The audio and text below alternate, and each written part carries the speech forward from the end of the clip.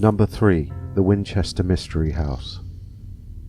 The Winchester Mystery House is a mansion in California, built in 1886 by Sarah Winchester, widow to William Winchester, whose family founded the Winchester Repeated Arms Company.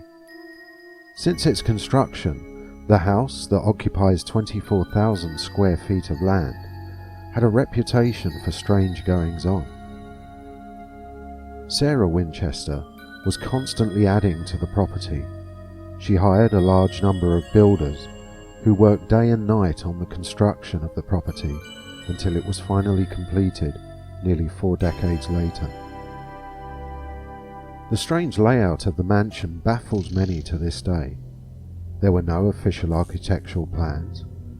Mrs. Winchester had staircases and doors built that seemed to lead to nowhere.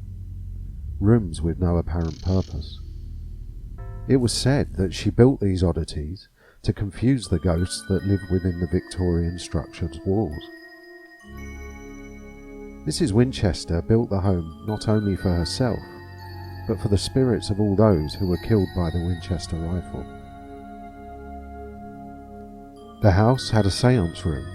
It was said that Sarah would visit this room each night to talk to the spirits who would guide her as to how the house should look. Mrs. Winchester was a recluse. In fact, only one known photograph exists of her. She passed away in 1922 of heart failure.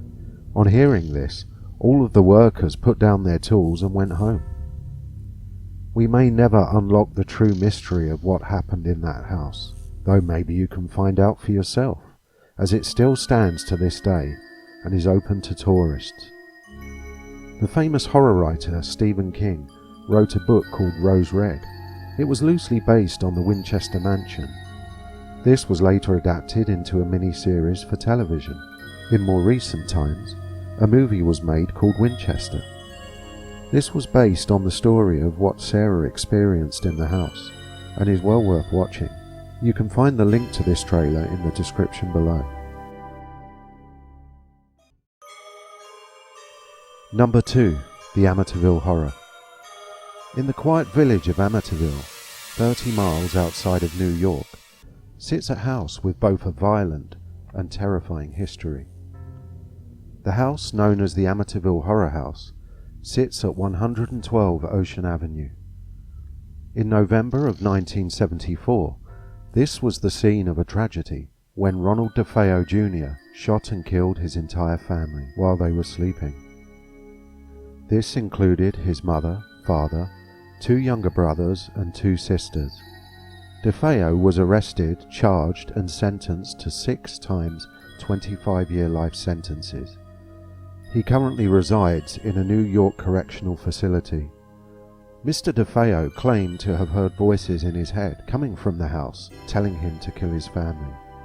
The house lay empty for just over a year, until the Lutz family purchased the property at the low price of $80,000. George and Kathy and their 3 children moved into the house in December 1975.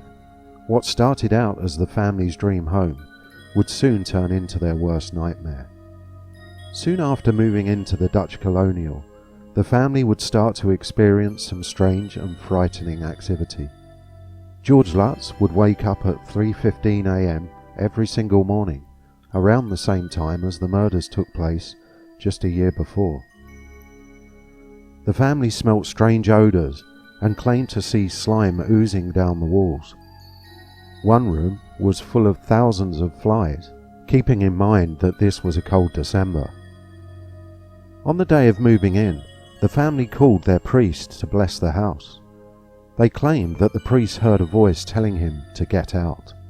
This can be seen in the following clip from the 1979 movie.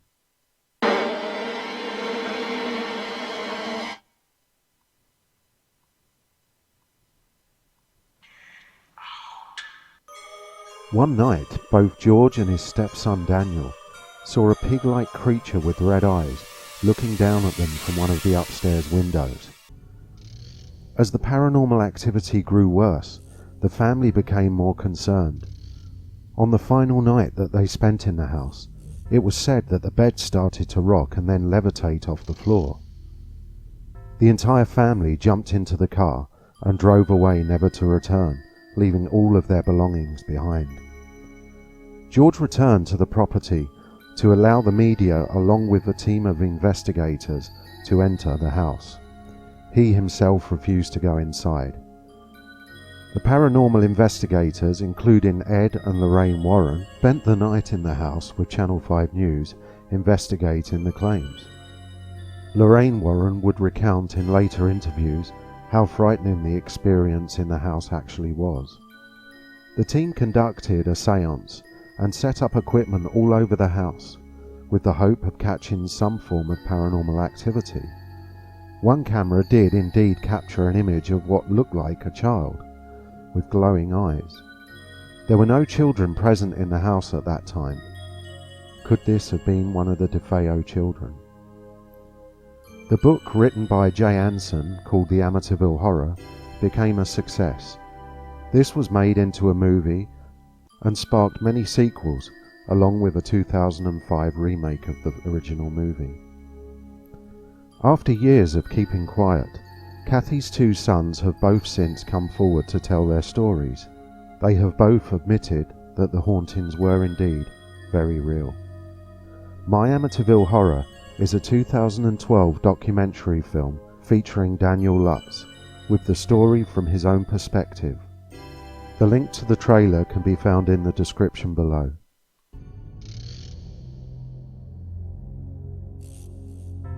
Number 1. Paulie Rectory.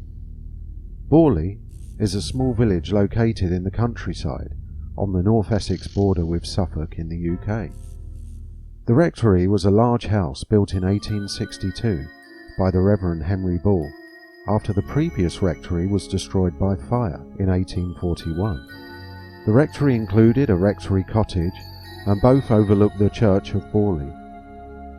The haunting started in around 1863 with strange footsteps in the house. The family would see a nun walking in the garden. When they approached her to ask who she was, she would simply just vanish. Other activity included a coach with 2 headless horsemen.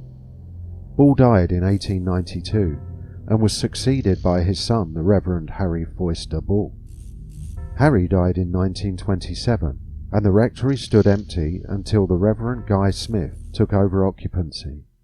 During that time, Mrs. Smith, wife to the Reverend, came across a skull in brown paper while she was clearing out a cupboard. The Smiths continue to experience strange activity such as bells ringing and seeing horse-drawn carriages.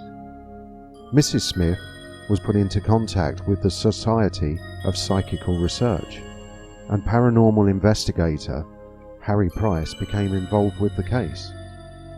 Harry himself experienced many strange things on different occasions in the house. Reverend Smith and his wife left Paulie in July of 1929. The following year, Reverend Lionel Foister and his family moved into the rectory.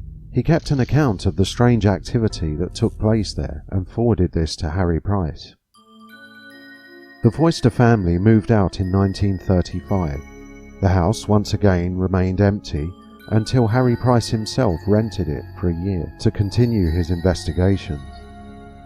In 1939, Captain William Hart Gregson purchased the house. While sorting through some of his old books, he knocked over an oil lamp. A fire broke out and soon spread and destroyed the entire rectory. The empty shell of a house remained as such for another 5 years, until it was finally demolished in 1944. The rectory cottage remains to this day, opposite the church. Many claimed that the strange activity moved from the house into the church. In 1977, paranormal investigators Ed and Lorraine Warren were conducting an investigation of Paulie whilst they were on a visit to the UK. During this time, they were informed that not far away in the London borough of Enfield, a family were being terrorised by a poltergeist. but that's for another video. You can find out more by going to www.harrypricewebsite.co.uk. Films and books have also been made about the strange goings-on in the house that continue to captivate people regardless of the fact the house burnt down 80 years ago. If you visit the village of Paulie today looking for ghosts, don't expect a warm welcome from the local residents. If you enjoyed the content today, please click the subscribe button and hit the notification bell for future updates. Thanks for watching.